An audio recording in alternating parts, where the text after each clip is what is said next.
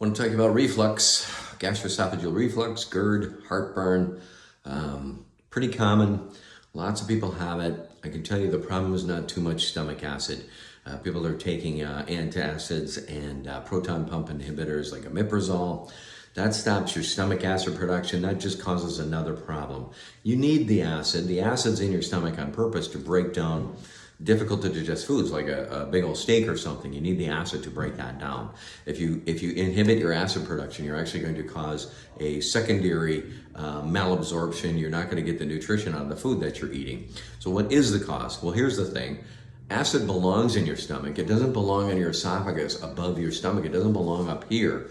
Your esophagus doesn't have any mucus cells to protect it. In your stomach, you have mucus cells that are constantly secreting this mucus, covering the lining of the whole stomach, so that when the acid comes in there, that acid never comes in contact with the lining of the stomach at all. But if the valve that holds the contents of the stomach, this is a valve that, contracts like this, like a sphincter valve that goes around in a circle. So if the stomach contents come up into the esophagus up here, that has no protection. There's no protection. The acid is going to burn that tissue and it hurts. So you can take, proton pump inhibitors that stop the stomach from making acid, but that's going to cause problems with your ability to assimilate the nutrition and vitamins from the food. Also, now we know that, it comes with kidney problems later on.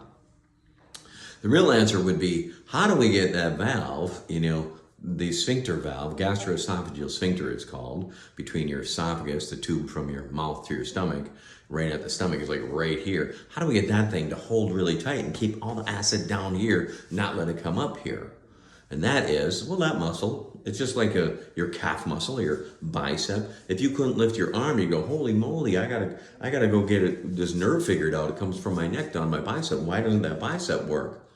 Well, why doesn't that sphincter valve nerve work? That sphincter valve nerve comes out right in the middle of the back, right between the shoulder blades. If we take an x-ray, we frequently see this, right at T5, right at T6. You see this all the time. And what that does is it damages the nerve. If we can straighten that out, it takes pressure off the nerve so that sphincter valve can contract tightly again.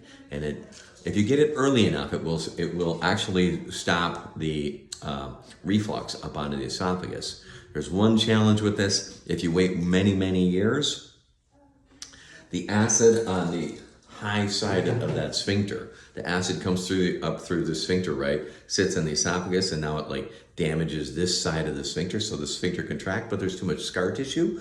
It can't contract all the way. Even if the signal from the nerve comes to it, says contract, it is now physically limited. It can't contract all the way because it's been damaged from years and years of that.